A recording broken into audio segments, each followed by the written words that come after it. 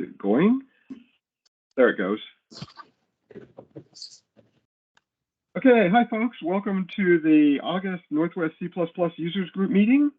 Tonight we've got a couple people from JFrog talking about a infrared piano. A few people coming in as well. Got a couple announcements to start off with.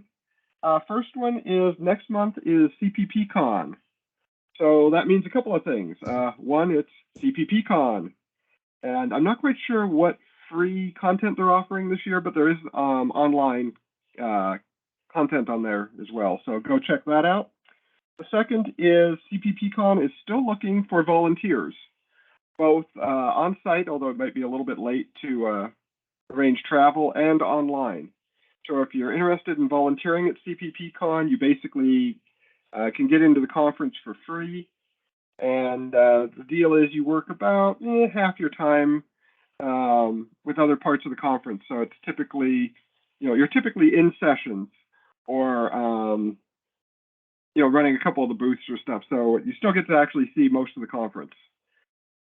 Let's see, with that, and the other announcement related to CPPCon is we will not be having a C++ users group meeting next month.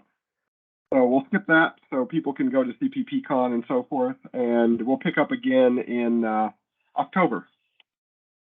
And with that, I think, Ari, you had an announcement and piece for JFrog, correct? Yeah, absolutely. And go for it. Yeah, we wanted to have a little fun tonight. We're really excited to be here. You'll be hearing from Nick in just a few minutes, who is going to provide you with a lot more useful information than I can, considering I am not a coder. But it's really an honor for us to be here tonight. I was telling Lloyd how much I really liked his setup with the on the website, and it's a really it's got a classic feel to it with 20 years of content, and it looks exceptionally well managed and maintainable. It's one of the and I look at meetup sites for a living. That's what I do. For those who don't know me, my name is Ari Waller, and I am the meetup event manager for JFrog on the developer relations team where I work with Nick. And we're really excited to be here today with the Northwest C++ group. The C++ community is very important to us at JFrog. For those who don't know, we are the home of Conan, the Conan open source package manager for C and C++ development, which allows software development teams to easily manage all of their packages and dependencies across platforms and build systems. So just a really important community for us. We'll be at Core C++ in Tel Aviv. Nick's going to be there next week, and I know that some of our people are coming to C++ Con, and it's going to be a great time. But one of the reasons that I love working for JFrog so much is because one of our core values is community happiness. And in the spirit of this, we wanted to bring a raffle to you tonight. It's just for attendees this evening, and we're going to give you a chance to enter and win a pair of Apple AirPod Pros. You see the QR code. There's also a very easy bit.ly there that you should be able to type in if you and I'll drop it in the chat in a few minutes. But basically, if somebody is going to have an opportunity to win. Now, because it's on the web, I have a compliance department that will not allow me to do live drawings on the web. But we do a random drawing within 2 business days. A winner will be picked. They'll be contacted by email. And once you formally claim the prize, I'm going to share the name with Lloyd. So Lloyd, if you want to announce it, that's great. If not, we may share something on social. But the AirPod Pros are pretty darn cool. But again, just thanks for having us here tonight. And I think that's really all I want to say. We can get into the program. But thank you very much. Okay, thanks, Ari. And quick note, I noticed, Chris, you jumped in. Did you have anything you wanted to say about CPPCon or another conference real quick before we start the main presentation? No, I'm excited for it. Assume I'm on there. I will also be at Core CPP in Israel from the 1st to about the 8th. It's actually in the middle of that, and then I'm headed directly to Denver or Aurora. But it's a season. We're having a lot of fun doing all these conferences, so hope to see you all there, and we'll see Nick there. Yeah, hey Chris, I wasn't expecting to see you on tonight's meeting. That's great. Yeah. Yeah. Cool. Okay, well, with this, we'll turn it over to you, Nick, and go for it. All right, fantastic. Yeah. Thank you for having me here. I'll let me just go ahead and share my screen.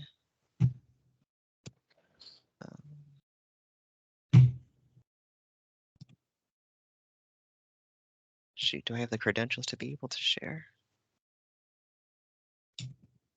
You should be able to. We were doing one earlier. Let me check here. Oh, I think I do. Yeah, no, Screen you should be share. able to. Yeah. Okay, should work. can you all see my screen now? Yep, that's got it. Okay, fantastic. Oops, a little too far. Okay, yeah, thank you everyone for having me. It's great to be here. My name is Nick Rastucha. I'm a developer advocate at JFrog, and I wanted to just discuss what it was like building an infrared piano that was written in C and C++. I'll talk about the hardware, the sensors, and the devices that were used, a bit about the software, including what kind of tooling and resources were available to make it possible, and then some of the design challenges that I had to troubleshoot and figure out, and what that whole process was like of, you know, putting everything together and getting it as a design that worked properly. Just out of curiosity, and I guess also to you know, try to give you a sense of the perspective that I'm coming from when I took on this project. My background came from I guess two major backgrounds that I would have. The first would be robots. So my first introduction to programming came from robotics and interactive C, which is a variant of C that has C syntax but custom functions to work with the effectors like the motors, the servos, and the sensors. So this would be the IR sensors, just like very similar to the ones that were used to make the piano. There's sonar, camera, beam break sensor, which is good for an encoder wheel, touch sensors, be able to measure back EMF. That was pretty cool. The controllers for this were Fred Martin's handy board. He had a course at MIT about this. And there's Charmed Labs XBC, which shown in the top right corner used the Nintendo Game Boy Advance as the interface and as the processor. I'm pretty sure Charmed Labs is still around today. My other background, I worked in the games industry for a while, developing games for PS3, Xbox 360, Nintendo, Wii, DS, 3DS, and most recently iOS, Android, and web. And it's been in different capacities, starting with quality assurance, then I was a designer, and then most recently I was doing the programming and the design work in a variety of languages. So that could be Flex and Action Scripting, Lua, JavaFX, C#, SQL for database connectivity. One example game that I had worked on was called Power Gig. It's in the same vein as Rock Band and Guitar Hero, a rhythm game where you try to match the notes. But this is a game that had a 6-string guitar. And I was quality assurance on that game, but I figure, hey, how about a little? This might be a nice little bonus. We'll talk about both a guitar and a piano. The way I strongly suspect this is programmed in C and C++, the peripheral, because if the goal is to get that performant access to hardware and minimize lag, minimize latency, which can be very frustrating for a player. If you have anything that's approaching on the order of say 100 milliseconds, that's enough to drive players nuts. So it seems like this would be a good candidate for C for that performant access. And so the way this worked is I think you would send a light current through each string, and then when you push your finger down on a fret, that would make contact with metal bars that are separating each fret. And so then that would complete the circuit, and the game would be able to detect where the finger presses are occurring and then say, okay, does that match the note that the player is required to play at this point of time? Quite an interesting project, but that was at a time when the genre was just really oversaturated. So the studio went out of business shortly after that. Still, I wonder if you'd be able to find some of these out there in the wild. Anyways, after games, I went to work at Oracle, where I was focusing on Java training and certification. And I still wanted to have that game-based approach to things, game-based learning, because I feel like that's a very powerful way to learn and a good way to get away from like the oppressive corporate feel that I tend to see from other kinds of training out there. I wanted to try very hard to not propagate those painful feelings that I felt trying to learn. So yeah, the last game that I worked on was about to learn Java, talking about object-oriented thinking, class design, inheritance, lambda expressions, multi-threading, and database connectivity, because I was connecting from the game to the Oracle Autonomous Database. Now that I'm at JFrog, my focus has been more on C, C++, and Conan. So one project that I've been working on is a C++ library card game. So the idea is you have libraries, open source C++ libraries, and it's up to you to pitch how you think each one can facilitate a science fiction scenario. And I figured this would lead to a lot of good creative ideas, because science fiction is really good at getting you to wonder and be like, wonder how the word of the future, all that technology came to be. It plays a lot like the card game Apples to Apples meets the TV show Shark Tank. Then the next project is a CMake course, and the idea here is that there's folks who maybe studied a bit of C, C++ in university, or the program as a hobby, and learning CMake becomes that next logical step in building that expertise and being able to prepare to handle larger projects. And so that's more or less the perspective that I'm coming from, where I had some C, C++ in university, and now I'm trying to use the C++ infrared piano as that opportunity to get up to speed, to rediscover the language, to learn about modern CMake. And here's what that all came together as. I will play a video of the game, of the piano. I hope I have audio coming from that as well. Can you all hear my screen? So what you need to do is when you share the screen, there's a computer audio or play computer audio button in there as well. There it is. So reshare with that, and you should be good to go. Oh, see, yes, at the very top. Got it. Thank you. These are sensors and devices from TinkerForge: an air quality sensor, analog joystick, linear potentiometer, speaker, LCD screen, infrared rangefinder, and there are many more. We've used some of these devices to create an infrared piano. 2 IR sensors detect where you place your hand over 2 sets of keys. The speaker beeps at a frequency matching the note for that key. The LCD screen prints the distance detected by each IR sensor, and the linear potentiometer controls volume. The software to do this is written in C. It uses the C TinkerForge bindings, which are available from ConanCenter and can easily be retrieved using the Conan C C++ package manager, along with many other libraries that you may feel inspired to use as part of your own projects.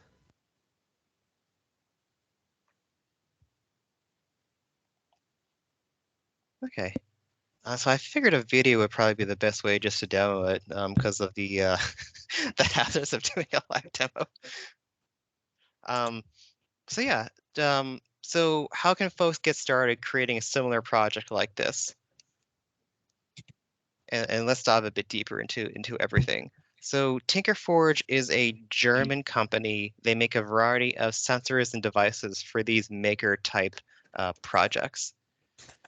To start connecting everything, you have sensors and devices are connected to a master brick via a 6-prong bricklet cable. There's a maximum of 4 connections, but you're allowed to stack the bricks to have more. And so that's what I did with the piano, because I needed more than 4 sensors and devices. And they're connecting to a computer or a Raspberry Pi, if you'd like, via USB or USB-C. Software to install. There's the brick daemon, which I think the documentation describes it pretty well from TinkerForge, that it acts as a bridge between the bricks and the API bindings. It routes data between the USB connections and TCP IP sockets. When using the API bindings, a TCP IP connection to the daemon is established. And then there's also the brick viewer to install. So this provides a graphical interface just for testing all the sensors and devices. You can see the image here. It's reporting back the distance detected by the infrared range finder. But you can also easily just poke around and tinker with some of the other sensors and devices. If you want to have the speaker make a sound, you're free to do that. And yeah, it's real. I found it to be a very useful tool just for tinkering and troubleshooting.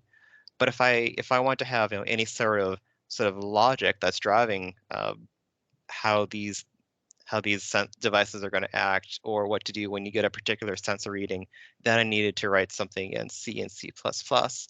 And retrieving the bindings were quite easy through the Conan package manager. It was just a matter of having a Conan file.txt that's going to require these bindings, and then running Conan install. I'll go a bit more in depth into this coming up very soon about what that process is like, because it's quite likely that I'm sure a lot of folks here would be familiar with Make and CMake, but Conan may be that one component that's maybe a little less familiar. So I wanted to go a bit in depth into that. But when it comes to actually writing the code, I felt like TinkerForge had very useful examples and documentation. So a couple of examples of this would be, okay, so here'd be an example that they have for the LCD display, just to get a hello world program going. So we have some definitions up above. Maybe the most noteworthy thing here would be the UID.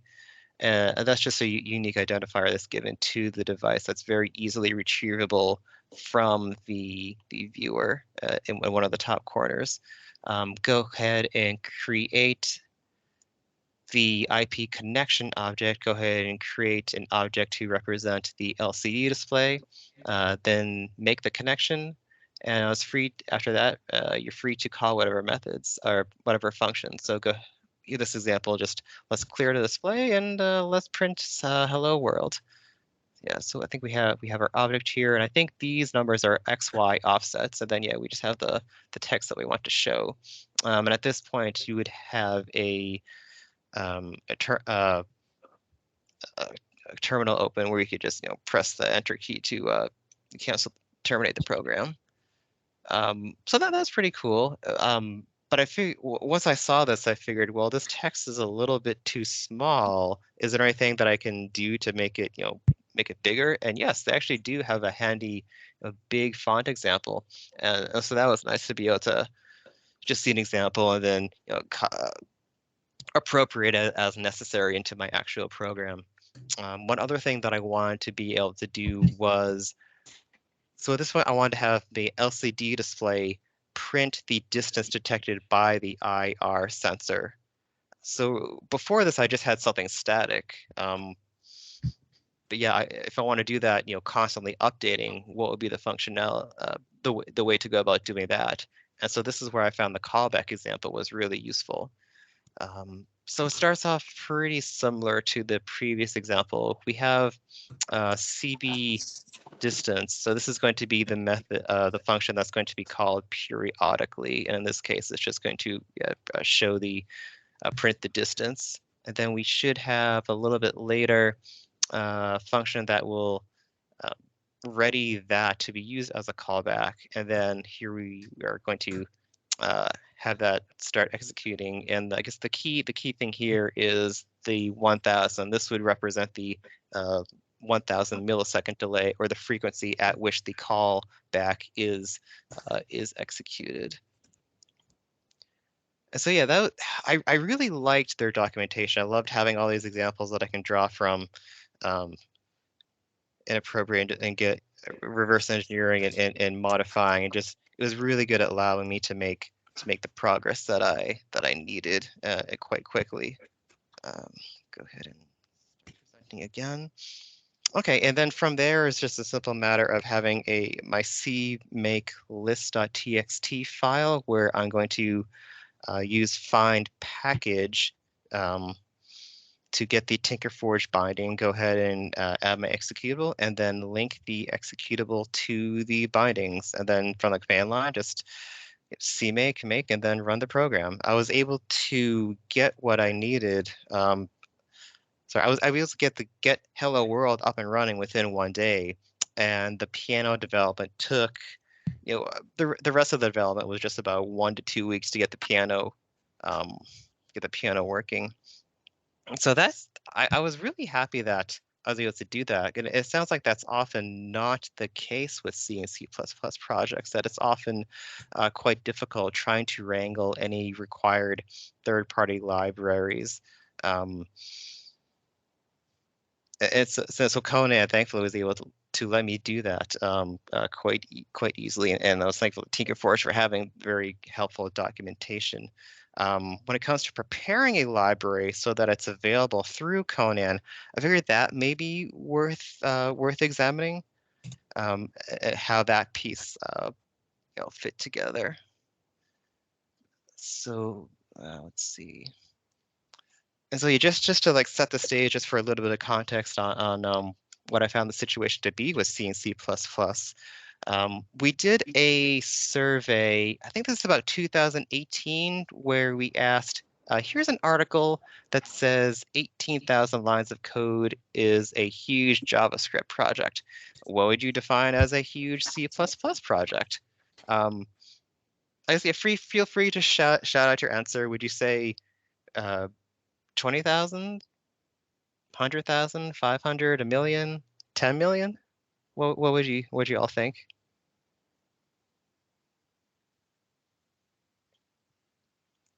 Folks can just put stuff in the chat window or shout it out either way. Depends on how many people are working on it.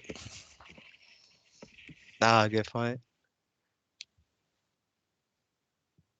So the response that we got to this was the majority of felt that it was over 1 million lines of code, with a majority of those folks saying that it was actually closer to 10 million lines, which is in no small part due to libraries, which would make sense. Why reinvent the wheel when libraries already exist to provide projects with the functionality that can be leveraged? And I certainly needed the libraries from TinkerForge for my projects. So I have a few libraries here. Welcome to give yourself 100 points for anyone who's familiar with any of these libraries. 100 points if you know POCO, modern powerful C++ libraries for building network and internet-based applications that run on desktop, server, mobile, and embedded systems. RT-MIDI would be to interact with digital and music devices by using this real-time musical instrument digital interface MIDI input-output library. Podofo is to parse, modify, and create PDF files. My libmysql client is to interact with a MySQL database from the C language, and Point Cloud library would be to assemble and process many 3D spatial measurements into a data set that represents a 3D object or shape. Okay, but so given that's the case, why the reality of trying to achieve the benefits of C++ and getting that performant access, it tends to be long build times and the troublesome nature of managing all of these libraries. This would be according to a survey from ISO CPP of the C++ developer community. Just to put what I found the situation tended to be was like, here would be an example. You have library A, and you think maybe that's simple enough, just one library, but no, library A depends on B, and then B depends on D, and specific C, and those depend on others. So yeah, it just seems like quite a bit intimidating to have to go down this rabbit hole or several rabbit holes to try and get all these things to work. And often with open source libraries, they might be produced for only one configuration in mind, and not having the guarantee of is this going to work easily or at all with the configuration that I have. When I found that was the case, that seemed quite. I could see why it becomes difficult to get into C and C++ because it's quite a bit of setup. So take here'd be one library that I was curious about. Point Cloud Library. What's required to get this for Windows? Quite a few. There's also Boost, Eigen, Flan, Visual Toolkit. Okay, well, let me drill down a bit into VTK. Are there any dependencies there? And note with VTK, if you want to build PCL GUI tools, you need to build VTK with Qt support. So obviously you need to install Qt before VTK. Okay, so then this is suggesting there's an order and additional things to install. And I see this and I'm like, yikes, that's where is it going to stop? Am I going to be able to do this?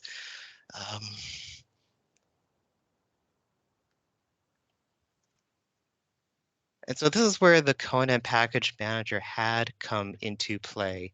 So Conan recipes, what I found was that Conan recipes ended up making this feel like a piece of cake with over 1,300 recipes in ConanCenter, where these will list the dependencies for the libraries and license information, and would allow developers to get libraries as binaries for a variety of configurations and versions.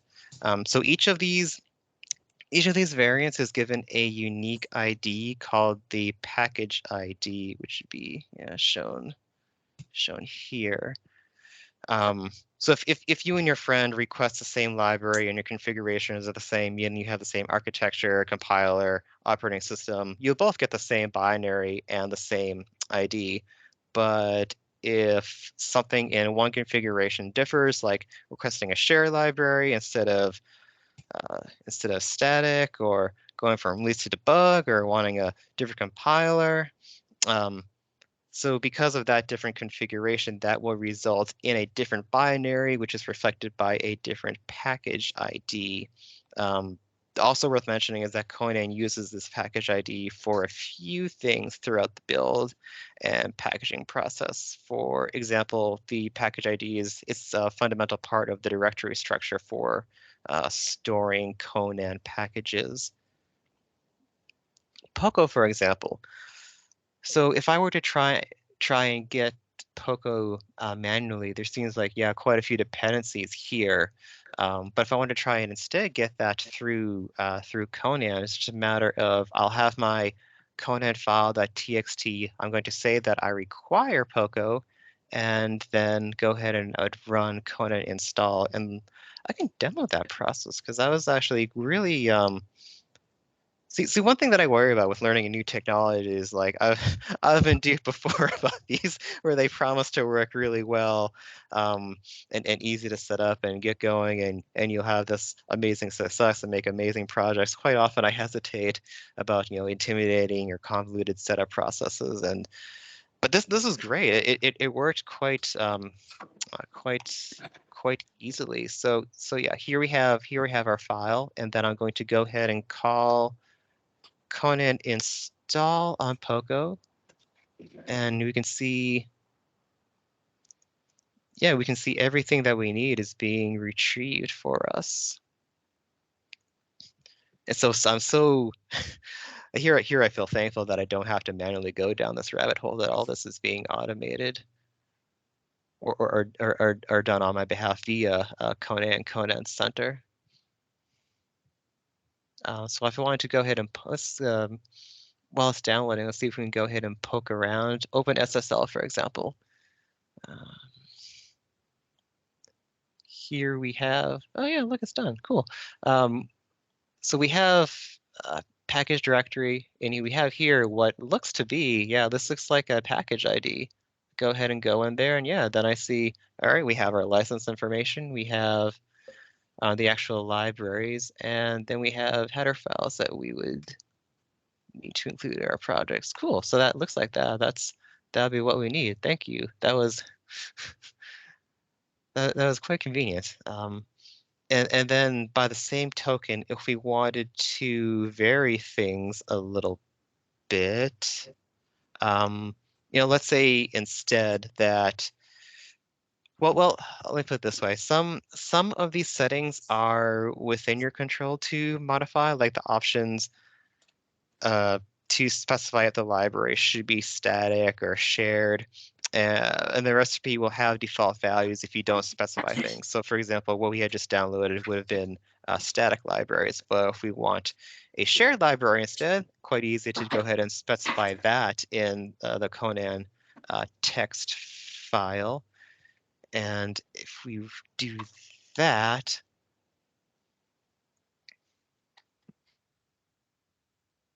so Conan should detect that a lot of these dependencies already exist for us, and now it's just a matter of getting the things that we want that are different. So, all right, looks like we have another directory here that's reflecting the other package ID for the different library that we want. And we still have our license information, the actual library. Okay, yeah, so now, well, DLL in case of Windows, but yeah, see, seems like we have what we need here. Get that quite quickly. So very, very convenient, I found. So what did it take to be able to have, because we saw in the video that TinkerForge was also available through ConanCenter. So what was required to be able to get what TinkerForge offers into Conan? That's done, well, in part done through a Conan recipe. Just what is a Conan recipe? It is a Python file that describes how a package and artifacts are built from source. Some key functions to keep, just to note would be source, which describes how to get source, build describes how to build from source, and package how to start the artifacts and create the final package. There's also a criteria. So for the TinkerForge bindings to be offered through ConanCenter, it was necessary to ensure compatibility with major platforms. So enough binaries needed to be available so that developers could consume them, compile, and link on all the platform configurations that are shown on this slide. So readying the libraries required writing the Conan recipes and generating the binary, and then undergoing this review and testing process. The end result is that there are 60 TinkerForge binary packages available on ConanCenter, and 60 because they all vary in one way or another by, say, different operating system, architecture, compiler, etc. And I can actually show you this on ConanCenter as well, in case anyone's curious, just to poke around and see what is available. So just a quick search here for ConanCenter, and we see that, yeah, we have 60 configurations available. There's information on how to go about using it. It's down right now, but should recover soon. Examine some recipes. So for configurations, we can mix it up a bit, but here we're just taking a look at, okay, Windows. Oh, oops. Let's say we want what's available for Windows 64, and we have Visual Studio here, but let's say we want GCC. Nothing there for that. But yeah, okay. And then a listing of whatever dependencies would be available. In the case of TinkerForge, there wouldn't be other dependencies. But if you were to take a look at Poco, then you'd see the list there.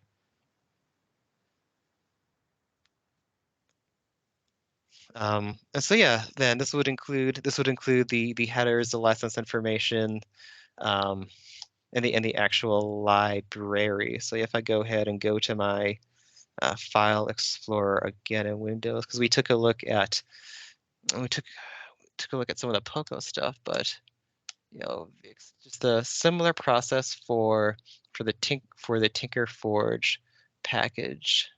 So Conan data, TinkerForge, drill down here, and yeah, package looks like a package ID. Yeah, we have our license, we have library, and then we have the headers that we need to include. Yep. So no different. And so that actually makes it even easier if there was a, say, designer-induced feature creep. Well, let's say, for example, not only do I want to have the TinkerForge bindings to be able to have a piano to play, let's say that I also want to, let's say, include RT MIDI to recognize the notes that I'm going to play, and then I want to publish sheet music using Podofo as a PDF. So as long as the configuration is supported, and most major ones are, this kind of designer-induced feature creep should be relatively trivial as far as the ability to produce the binaries and allow developers to get started coding. You have more emphasis on like troubleshooting the design side of things and not having to bash your head against the wall trying to figure out how do I set this up? How do we even get started?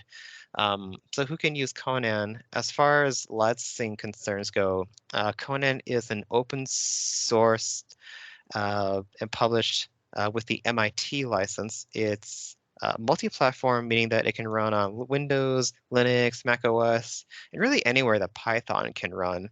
It's designed to support all popular build systems in C and C++, as well as custom build systems, which aren't uncommon for enterprise environments.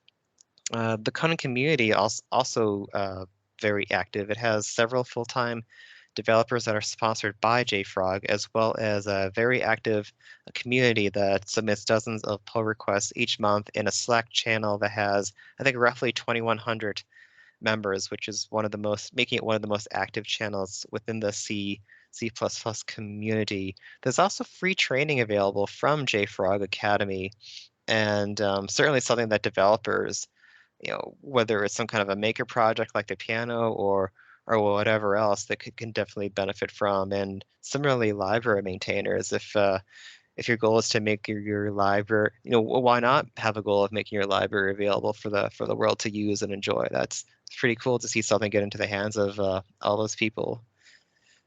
So just a quick summary on the software side of things just to recap. It involves installing the daemon and the viewer, retrieving the bindings via Conan. Then within the source code, just go ahead and include the headers, call the functions, and consult the documentation, which is very helpful. And then from CMake, just find package, link the libraries and executable, make, and then run. So hopefully that was a sufficient view of the software side of things. So now I want to drill down into the design, the troubleshooting, that part of the challenge. So here's one challenge that I faced. I had a speaker and it was only making a clicking sound. I expected a tone to be played when a distance was detected, and the duration should be the same as the callback rate. I wanted that duration to be minimal because I didn't want any sense of lag. Coming from a game development perspective and knowing how even on the order of like I had mentioned before, approaching 100 milliseconds in delay is very aggravating as a player, and I didn't want to have that same experience of trying to play that piano and someone being like, well, my hand is here, it should be playing that note. That's the a laggy piano when you're not able to play the beautiful music that you want. Seems like that would be very frustrating for the user. The observed behavior was no tones heard. It was like at best this clicking sound that was getting produced. And okay, so why would it be doing that? When it came to troubleshooting the speaker, so my approach to troubleshooting, or the way I was taught with electronics, is to vary only one thing. That way, if the change worked or had an impact, I'd immediately know the source. And then part of my training from game design is to make that change big, or at least significant. That way, it becomes very obvious when something is different.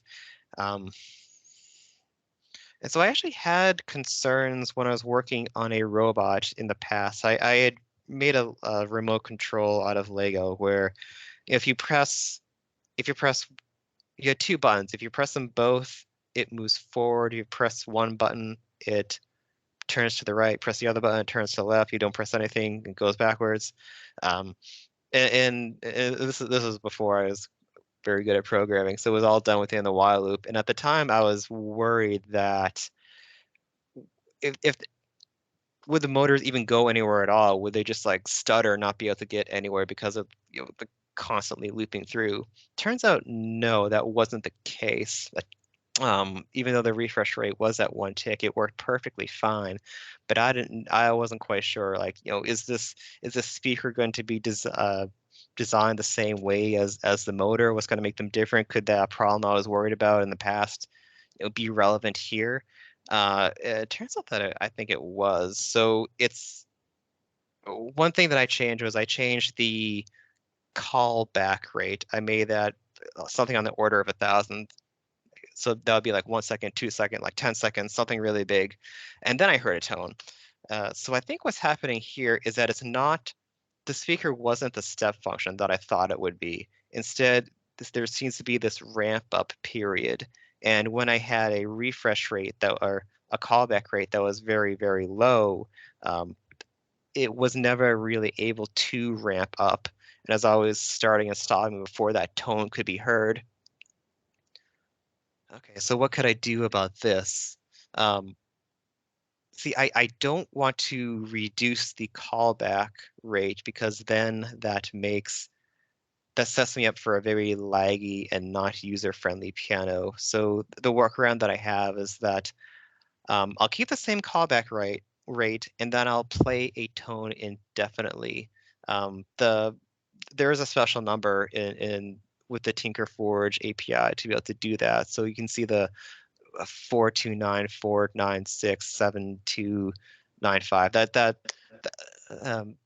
If you put that number, it just means play the tone indefinitely. So what I ended up doing was, okay, you detect a distance and play that tone indefinitely until a different distance is detected, and that would that ended up doing the trick. Only stop if the other distance is detected. You can see a bit here from the code as well that I have distance that are getting detected by the IR sensors. First little bit here, if it's between 100 millimeters and 140 millimeters, that's going to correspond to the C4 note. And then if it's, let's go shift that by another 40 millimeters, then that's going to align with the D4 note. So that's how that all works. And then it's just, we have our callback function. So, okay, so yeah, that was my workaround. Here's another problem, close distance interference. What I expected to happen is that a tone would play when an object is detected and that the piano would be silent if nothing is detected in front of the IR sensor. But the behavior that I observed was that the IR sensor detects objects well. So you can see at the beginning of this graph here, it's very discrete measurements between 29 centimeters and maybe a little less than that, but I was moving my hand a bit too. But you can definitely tell the difference between where I'm moving and where I'm keeping my hand steady. But compare that to when I pull my hand away, the IR sensor is detecting something at about 22 centimeters away. And that measurement has a lot of noise to it, roughly plus or minus 2 centimeters. So, I look at the piece of paper and there's nothing blocking it. There's nothing 22 centimeters away from the IR sensor. So what's going on here? Why am I getting these false positives? So when it came to troubleshooting, here were some facts that that were helpful in diagnosing. The IR sensors should have a range, well, these particular ones should have a range of 100 to 800 millimeters. There's others that have a shorter range, there's others that have a longer range, but these particular ones are 100 to 800. And the piano keys don't start until until 100 millimeters away from the IR sensor. But I also found that when I hover my hand near a key, not completely flat on the ground, but just like hovering in the air a little bit, that gave the same reading as if I was touching a piano key that was farther away. So now I'm thinking, well, what is there anything that's a bit closer? I had hoped that the IR beam would be able to pass through this triangle opening that I had provided. That's the only thing that's in between the piano keys and the IR sensor. So that has to be the source of interference, I figured. So what can I take away from that to not diminish the structural stability, but still have this clear line of vision for the sensor? So I ended up removing the yellow rod in front of the IR sensor, and then stabilize the structure elsewhere. And as a result, that close distance noise was gone. So that was a problem. It was that bar that was causing interference and giving the impression that even though that bar was 100 millimeters away, it was slightly within the range of what was being detected by the sensor, and so that gave the appearance of something that was a bit farther away. Here's another challenge that I faced, and this is with far distance unreliability. So I had expected that the piano would be silent when nothing was in front of the IR sensor. But what I observed was that it was still detecting something around 500 to 600 millimeters away. And this had me equally puzzled, if not more puzzled, because there really is nothing there. So what could be causing this? So how did I go about troubleshooting that? So I figured that if the sensors are good at measuring something, they're good at giving me that very discrete reading when something is in front of it. Why don't I provide something at a distance to measure, so that I would always be getting something back, and maybe that would get rid of this anomalous kind of reading that I was getting at 5 to 600 millimeters away. And that took a bit of tinkering to try and figure out what the best backstop would be. I have to think. I try to think back to high school physics as far as like what kind of colors and surfaces are great at absorbing versus reflecting infrared light. And I ended up finding that the most reliable backdrop would be a solid dark object, and in front of that would be a white standard size piece of paper. And with that, I was getting more or less stable readings. Sometimes it would be, stable and steady at 800 millimeters away. Sometimes there'd be a bit of noise, and it would detect distances dipping down to about 700 millimeters at the lowest point. But I figured that's fine because the farthest key that I have away is 660 millimeters. So if there's any noise beyond that, who cares? It's not relevant. And that noise shouldn't give me any false positives because it's all occurring far beyond the range of what I care about. Here would be another problem. This one had me scratching my head for a while.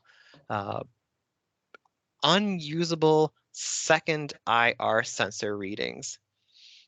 So I have two IR sensors, one for the sharps and the flats, and the other one for the standard keys. And I was expecting the second IR distance sensor to behave just like the first, but what I observed was nothing like that. The readings were totally wrong and unusable. And this is the graph that I had when I took a look in the brick viewer. I have this wide variance going between 30 centimeters and like 55 centimeters. And this is really weird because noise shouldn't be periodic like this. I really wasn't sure what was going on. So changes that I made, I was kind of scratching my head figuring, okay, where is this interference coming from? Why is it doing this? What if I change the ports on the master brick? Would that do anything? No. What if I raise the sensors off the ground? Because one thing that had occurred to me is what if one sensor is somehow messing with another one. If I had raised at least one of them off the ground, then it may look more like an organ where you have one row of keys that are above another. I was really hesitant to do that though, because that's going to be a radically different structure and a lot of dismantling and rebuilding. And it's very, I expected users would bash the hell out of the top one. And the advantage of having everything flat on the ground is that, well, it's just on the ground or on the surface of a table, and that's not going to get destroyed. But if I have something, a little bit higher, like some sort of plastic structure, that's susceptible to damage. So I was really hesitant to go that route. So instead, I was like, trying to modify things here or there. Like, what if I put a barrier in between the two of them?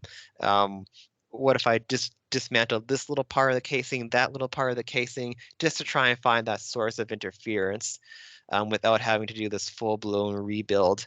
And I kind of just stumbled onto the answer when I was moving one of the sensors around. I found that when it was facing a different direction, I was getting flat and reliable readings. There was none of that interference. And so the solution ended up being take one of the sensors, rotate it 180 degrees, and for lack of a better phrase, I'm going to say that set it out of phase with the other sensor. So there should be no interference in that case. And that ended up working.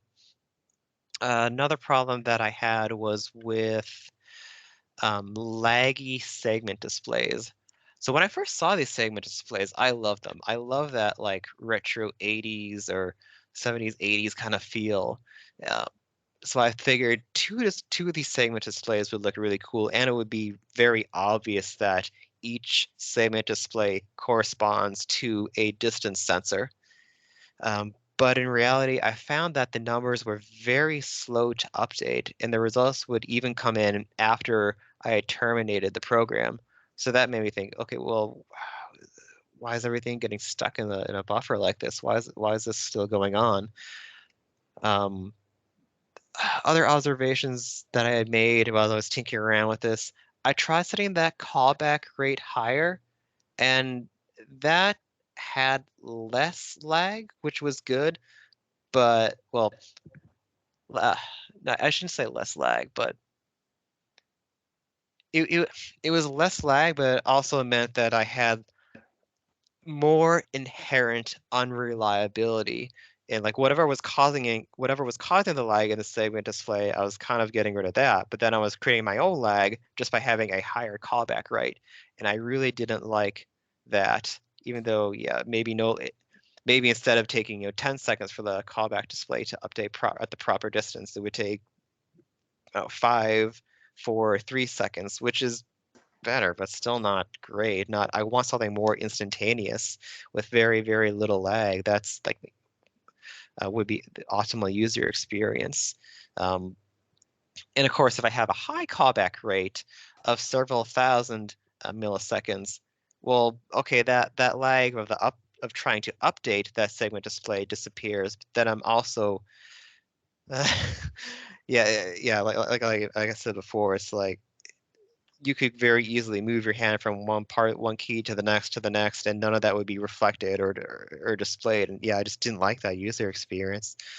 And I think this may be something inherent with that particular sensor, and that it takes a while to update. Because even when I went into the brick viewer and tried to change it manually myself from one number to another, there was a bit of lag. And so I figured that for the kind of project that I'm trying to do, or the use case that I have, as cool as these devices look, maybe they're just unworkable for this situation, or it could be that there's something I was missing. But it was easy enough to try and just abandon that and try the LCD display instead.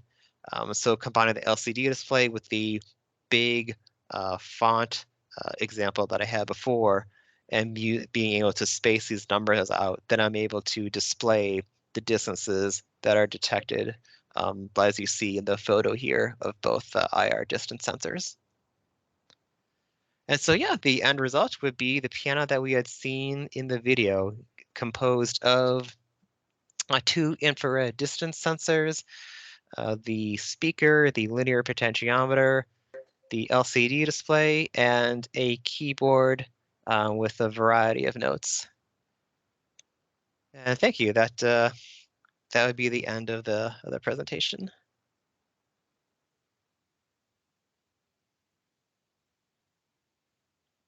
Okay, we've got time for Q&A if anybody has some questions.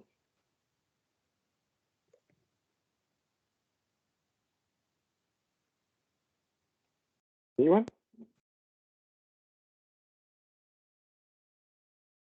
Go for it, Bob.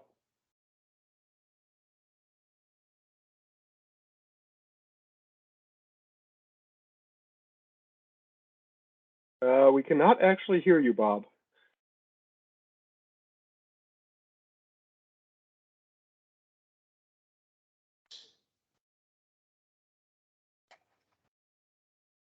We still can't hear you, Bob.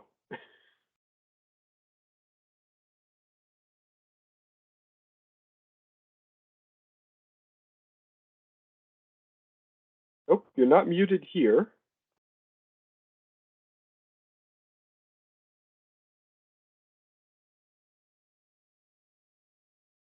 Okay, I'm not sure what's going on with Bob.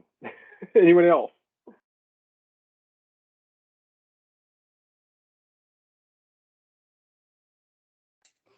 Maybe Bob could type his question into the chat if muting isn't working. Yeah, give that a try.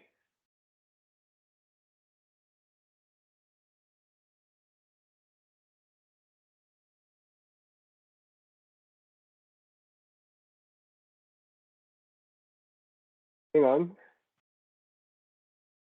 There we go. Rate and interval are inverses.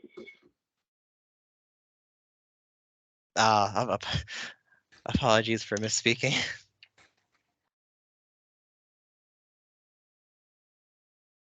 Okay. Other comments, questions?